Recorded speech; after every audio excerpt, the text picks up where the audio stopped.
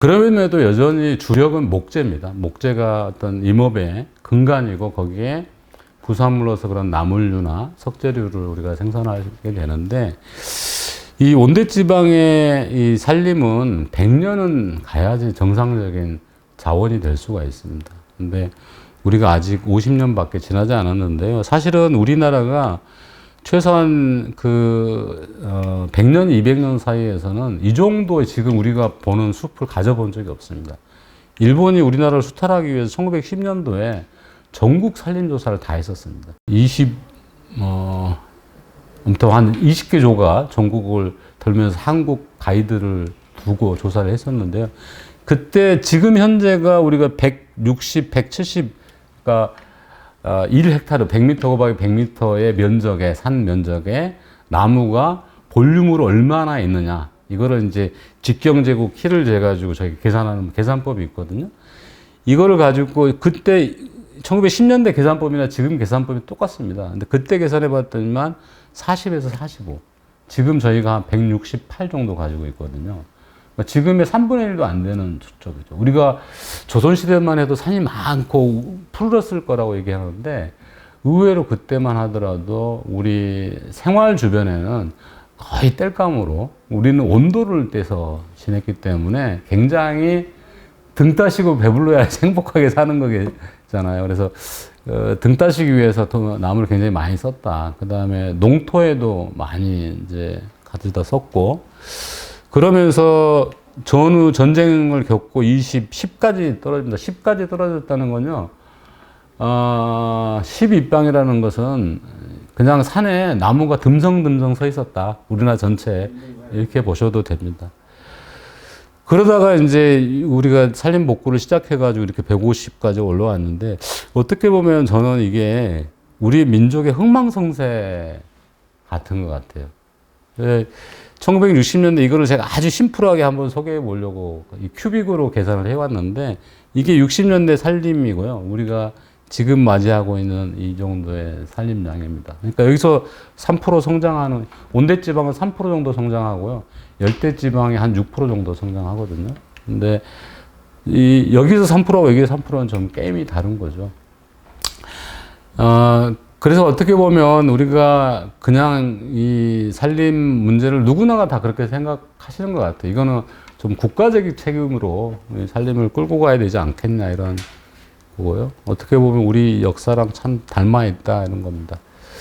뭐 다시 정리를 해보면 진짜 자연이라는 게 마냥 소비할 수 있는 상품이 아니잖아요. 4대강 사업을 했지만 정말 의미 있게 합의하고 어떤 우리가 자연을 손을 대야지 일시적으로 잘못돼서는 큰 문제가 생긴다.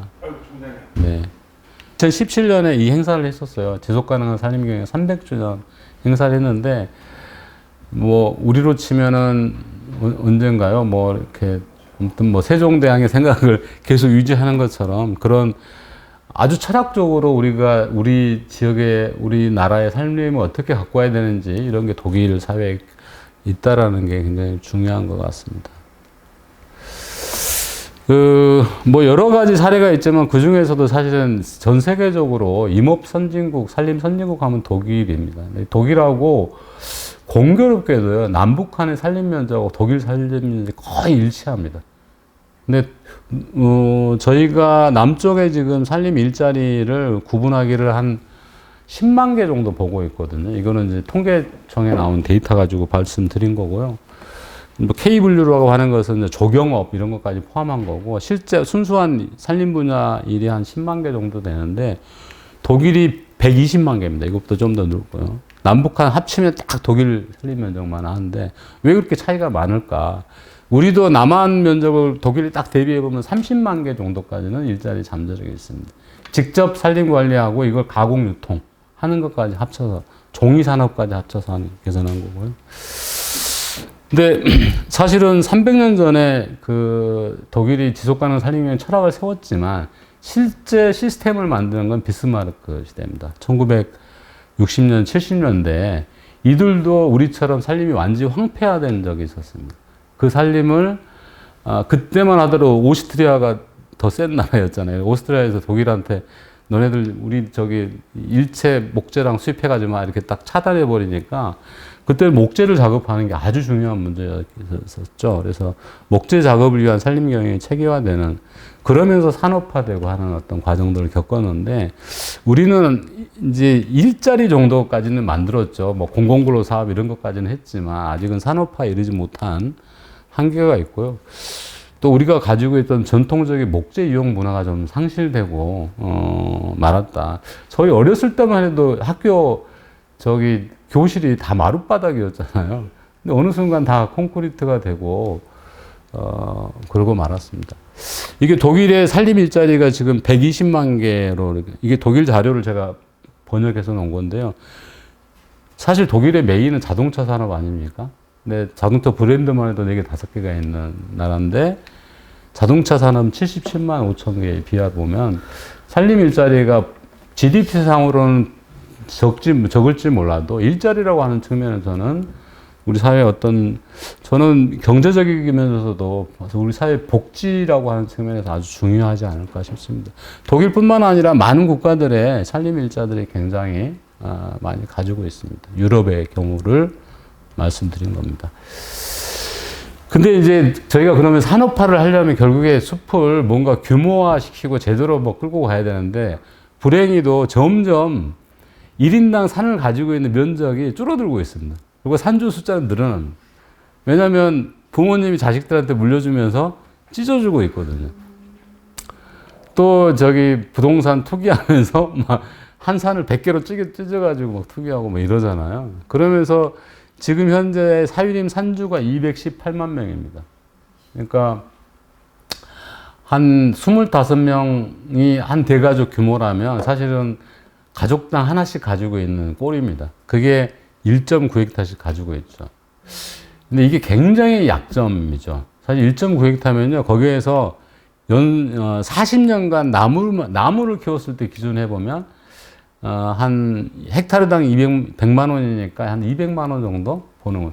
40년을 200만 원 40년 나누면 1년에 한 5만 원 버는 거잖아요. 그러니까 이거 가지고는 뭘 해볼 수 있는 상황이 아닙니다. 그래서 어떻게 하면 이 산주들을 모아서 규모화 시킬까가 굉장히 중요한 숙제인 거고, 만약에 1만 헥타르를 저희가 규모화해서, 대부분의 오스트리아나 독일의 산림 선진국들이 하는 게 한 2천 헥타에서 1만 헥타 하는데요. 그게 거기서 매년 지속 가능하게 목재를 생산했을 경우에 한 2만 입방 정도를 생산할 수 있고, 그 매출을 계산하면 한 20억 정도가 됩니다.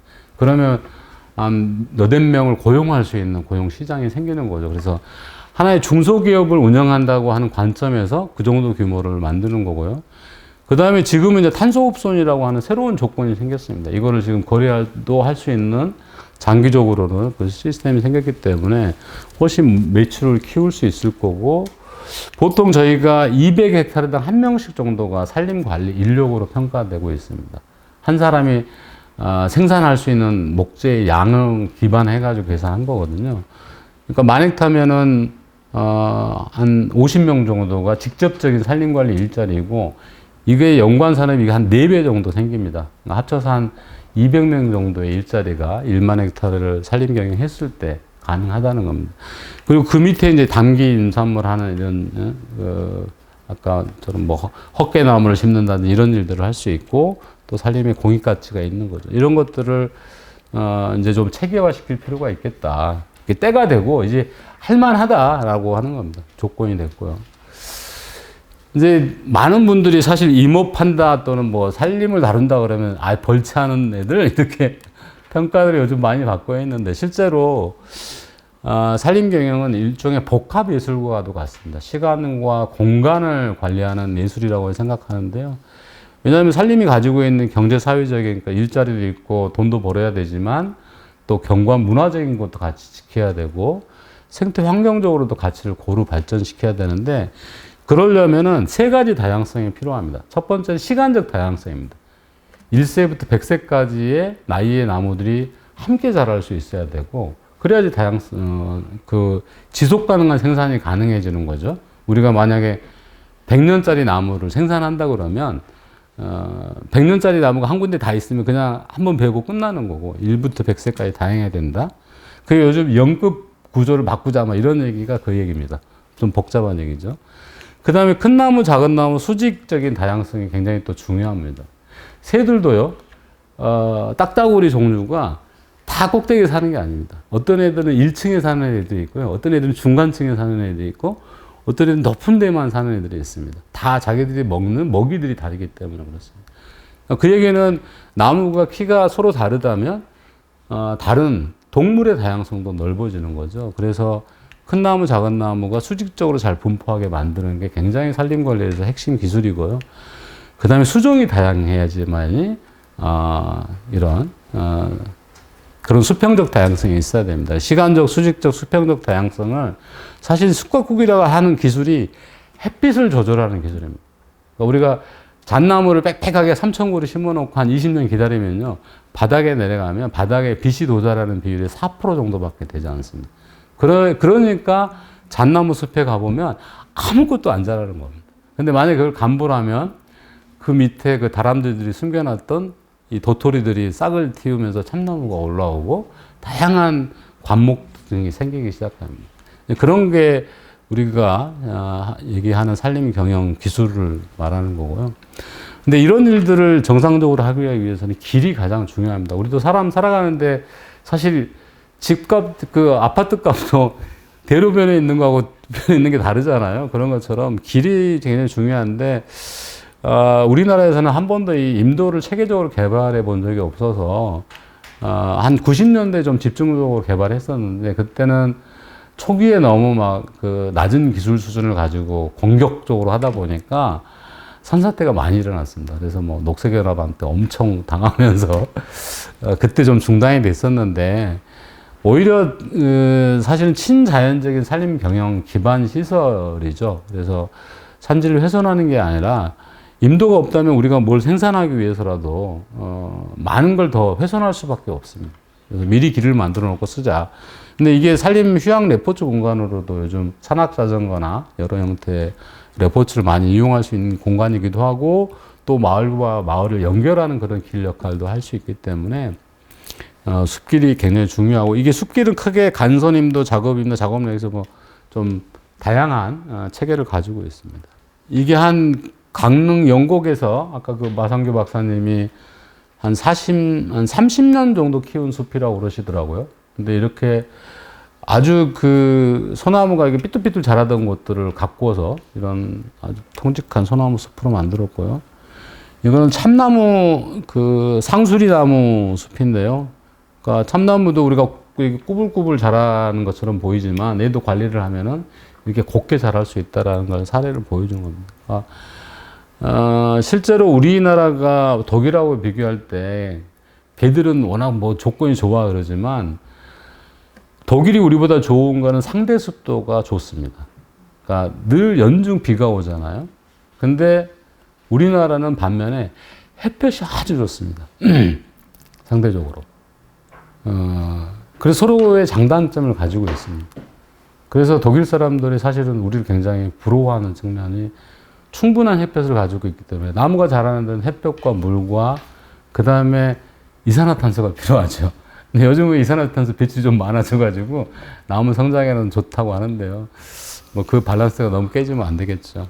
여하튼 우리가 문제는 근데 우리가 완벽하게 산림이 파괴돼서 다시 시작한 땅이다 보니까 지력이 완전히 바닥이 됐던 땅에다가 지금 나무를 심어 놓은 겁니다. 그러니까 아무리 좋은 나무를 심어놔도 그 땅에서는 잘 자랄 수가 없었죠. 그래서 과거에 아카시, 리기다 나무 같은 그런 험한 여건에서 잘 자랄 수 있는 나무를 심었던 거고요. 그런 나무를 한번 교체하는 시기가 있었는데 그게 모든 게 교체되지는 않았고, 그러던 차에 아까 얘기하셨던 이제 나무를 직교 방식으로 연결하는 게 CLT라고 하는 공법인데요. 이거는 나무를 잘게 쪼개가지고 이어붙이는 거고요. 어떤 수정인지 상관이 없습니다. 같은 수정이기만 하면. 그러니까 리기다 소나무도 충분히 공급만 되면 얼마든지 좋은 목재로 쓸 수 있는 그런 기술들이 개발되어 있고요. 아카시 나무 같은 경우는 특히 우리가 수입해서 쓰는 놀이터 중에 나무로 만든 놀이터 보셨죠? 이게 전부 헝가리 아카시 나무로 만든 겁니다. 사실 아카시도 굉장히 좋은 재료거든요. 그러니까 이제는 버릴 나무들이 없습니다. 중요한 건 우리가 40년, 50년 된 숲을 가지고 있다는 겁니다. 우리는 과거처럼 0에서 출발하지 않았고 이제 168입방이라고 하는 그 자산을 가지고 출발하는 겁니다. 기술도 어떤 나무든지 용재료를 쓸 수 있는 그런 기술들을 가지고 있고요. 근데 아까 말씀드린 것처럼 이걸 어떻게 규모화시키고 좀 더 체계적으로 접근할 거냐. 사람들이 30년 만에 나무를 벤다고 그러니까 걱정들을 많이 하는데 사실 그 30년을 우리나라 630만 헥타르 중에서 국립공원 등 보호지역을 제외한 한 500만 헥타르를 계산을 해보면 1년에 3만 헥타르를 베고 심고 하자는 거거든요. 근데 이거를 전부 이 순환시킨다고 생각을 해보시면 500 나누기 3으로 나누시는 거예요. 175년이 겁니다. 그러면 우리가 벌기령이라는 게 175년짜리, 우리나라 전체 살림 입장에서는 30년짜리가 아닙니다. 그래서 아직은 솔직히 지금 산림청이 계획한 것보다는 더 많이 우리가 수확하고 다시 심고 가꾸고 이런 작업들이 필요한 상태고요. 우리가 어떤 숲을 원하냐라는 걸 제가 단적으로 표를 하나 통해서 보여드리면 이게 나무가 성장하는 속도 양을 얘기합니다. 평균 생장, 매년 평균 생장량 계산한 건데 우리가 미분, 적분 배우시잖아요. 미분에서 나오죠. 이 시기가 가장 빠른 시기죠. 그러니까 연년 생장량으로는 이게 제일 빠릅니다. 그리고 나서는 연년 생산량이 줄어들기 시작해요. 그 얘기는 탄소라고 하는 입장에서 볼 때는 이 시기에 베고 다시 심고 하는 게 가장 효과적이죠. 근데 우리가 탄소만 고려하는 게 아니라 고급재도 생산해야 되고 아름다운 경관도 있어야 되고 생태계도 있어야 되기 때문에 제제목을 생산할 때는 이 가장 꼭지점이 있는 시기가 제일 좋고요. 그 다음에 아주 고급재, 우리 뭐 피아노 건반으로 쓰는 단풍나무 이런 것들은 오히려 천천히 키웁니다. 왜냐하면 단단하게 자라야 되기 때문에 매년 천천히 조금씩만 자라게 만드는 기술이 있고요. 이런 것들이 생산되려면 100년 정도 걸려야 됩니다. 그 다음에 정말 생태적으로 어떤 위해가 없이 정말 우리 필요한 것만 뽑아 쓰겠다. 이런 거는 100년, 200년이 넘는 그런 기간으로 수확을 하는데 모든 숲을 다 똑같이 할 수는 없고요. 표고목을 생산해야 되는 거. 우리 보고 먹는 표고목을 위해서는 25년 정도가 적기고요. 그 다음에 펄프용을 생산하기에는 30년에서 40년 정도, 종이를 위해서는. 그 다음에 이런 탁자나 이런 걸 만들기 위해서는 한 70년 정도가 제제목으로 쓰기 딱 좋고요. 이런 식의 우리 용도에 맞게 우리 산림 전체를 계획 생산할 수 있도록 하는 게 저희가 이제 100년 숲을 만들려고 하는 거고요.